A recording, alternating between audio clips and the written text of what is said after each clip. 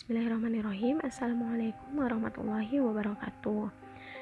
Innal hamdalillah nahmadu wa nasta'inu wa nastaghfiruh wa na'udzubillahi min shururi anfusina wa min sayyiati a'malina.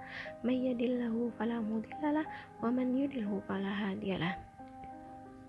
Asyhadu an la ilaha illallah wa asyhadu anna Muhammadan abduhu wa rasuluh la nabiyya ba'da amma ba'du. Oke, sebelumnya apa kabar sahabat-sahabat semua? Semoga baik-baik saja ya. Nah, perkenalkan, nama saya Hula Fadil Oktaviani, NIM 1807374. Saya dari jurusan Ilmu Pendidikan Agama Islam, Fakultas FPIPS di Universitas Pendidikan Indonesia.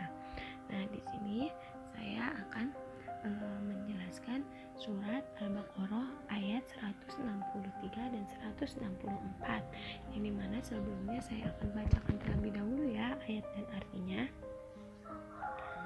A'udzubillahi minasyaitonirrajim.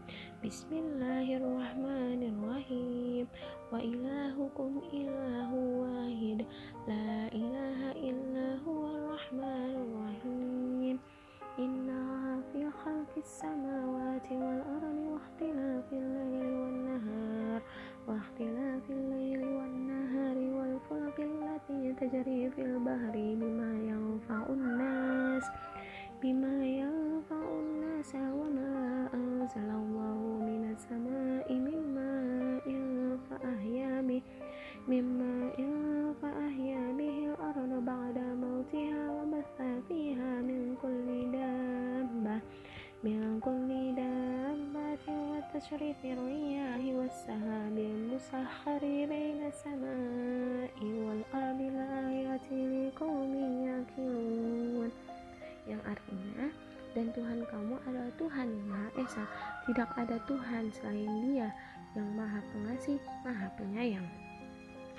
Sesungguhnya pada penciptaan langit dan bumi, pergantian malam dan siang, kapal yang berlayar di laut dengan muatan yang bermanfaat bagi manusia, apa yang diturunkan Allah dari langit berupa air, lalu dengan itu dihidupkannya bumi setelah mati, dan Dia tebarkan di dalamnya bermacam-macam binatang dan perkisaran angin dan awan yang dikendalikan antara langit dan bumi. Semua itu sungguh merupakan tanda-tanda kebesaran Allah bagi orang-orang yang mengerti. Nah, di sini saya akan menjelaskan satu persatu dulu ya. Saya pertama akan menjelaskan surat Al-Baqarah ayat 164.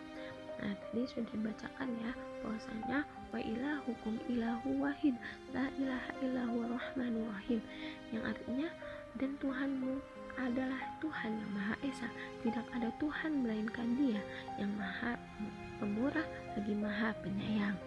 Nah, di sini di dalam ayat ini dijelaskan bahwa Allah yang Maha Esa tidak patut disembah selain Allah, karena hanya Allah lah yang pantas disembah, karena Allah Maha atas segala-galanya.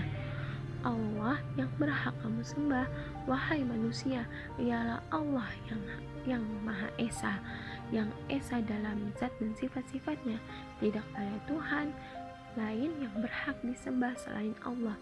Hanya Allah lah yang Maha Pengasih dengan seluas-luasnya dan Maha Penyayang kepada hamba-hambanya, karena Allah telah memberikan nikmat tak terhingga kepada mereka. Nah, di sini sudah sedikit jelas ya bahwasanya hanya Allah yang patut kita sembah. Nah, terus menurut tafsir Aisarut, tafsir Syekh Abu Bakar Jabir Al-Jazairi, mudarris tafsir Masjid Nabawi, bahwasanya ada yang mengatakan bahwa ayat ini turun ketika kaum kafir mengatakan, beritahukanlah kepada kami sifat Tuhanmu, maka turunlah ayat 163 ini. Nah, mereka meminta lagi bukti, maka turunlah ayat setelahnya, ayat 164 yang akan dibahas nanti ya. Wallahu a'lam bishawab. Yakni dia Maha Esa, baik pada zatnya, namanya, sifat-sifatnya, dan perbuatannya. Tidak ada yang sebanding atau sama dengannya, dan tidak ada pencipta dan pengaruh selainnya. Oleh karena itu, dialah yang berhak diibadahi dan ditunjukkan berbagai bentuk ibadah, serta tidak boleh disekutukan dengan sesuatu apapun yang memiliki sifat rahmah, kasih sayang yang besar, mengena kepada segala sesuatu. Dengan rahmatnya, makhluk-makhluk terwujud, dengan rahmatnya tercapai berbagai kesempurnaan, dan dengan rahmatnya terhindar bencana. Dengan rahmatnya pula dia memperkenalkan dirinya kepada hamba-hambanya, baik dengan sifat maupun nikmat, dan dengan rahmat dia menerangkan kepada makhluk segala yang mereka butuhkan, yang memberi maslahat bagi agama dan dunia mereka, yaitu dengan mengutus para nabi dan kitab-kitab. Demikian juga dia rahim, sayang kepada kaum mukmin apabila seorang hamba mengetahui bahwa nikmat yang ia peroleh berasal dari Allah, dan bahwa seorang makhluk pada hakikatnya tidak memberikan manfaat kepada yang lain. Tentu dia akan mengetahui bahwa hanya Allah lah yang berhak disembah serta ditunjukkan berbagai bentuk ibadah. Dan merupakan kezaliman yang paling besar adalah jika sampai beribadah kepada makhluk. Di dalam ayat ini terdapat penetapan keesaan Allah Subhanahu wa taala dan kebenarannya untuk diibadahi, juga menerangkan bukti utamanya yaitu sifat rahmatnya, di mana asar atau pengaruh dari sifat itu terwujud berbagai jenis kenikmatan dan terhindar berbagai malapetaka. Sifat rahmatnya merupakan dalil secara ijmal, garis besarnya itu menunjukkan keesaannya. Kemudian di ayat selanjutnya disebutkan dalil tentang keesaan secara rinci. Mungkin di sini sudah jelas ya bahwasanya hanya Allah lah yang patut kita sembah. Oke, lanjut lagi ya dengan ayat 164-nya yang berbunyi, Inna fi khalqis samawati wal ardi wa ikhtilafil laili wan nahar wal fulki allati tajri fil bahri bima yanfa'un nas wa ma anzalallahu minas sama'i mimma fa'ahya bil arda ba'da mautiha wa batha fiha min kulli dabbah wa tashrifir riyahi was sahabil musakhkhari bainas sama'i wal ardi la ayati liqaumi yaqilun. Yang dimana artinya sesungguhnya pada penciptaan langit dan bumi, pergantian malam dan siang, kapal yang berlayar di laut dengan muatan yang bermanfaat bagi manusia, apa yang diturunkan Allah dari langit berupa air, lalu dengan itu dihidupkannya bumi setelah mati, dan dia tebarkan di dalamnya bermacam-macam binatang dan perkisaran angin dan awan yang dikendalikan antara langit dan bumi. Semua itu sungguh merupakan tanda-tanda kebesaran Allah bagi orang-orang yang mengerti.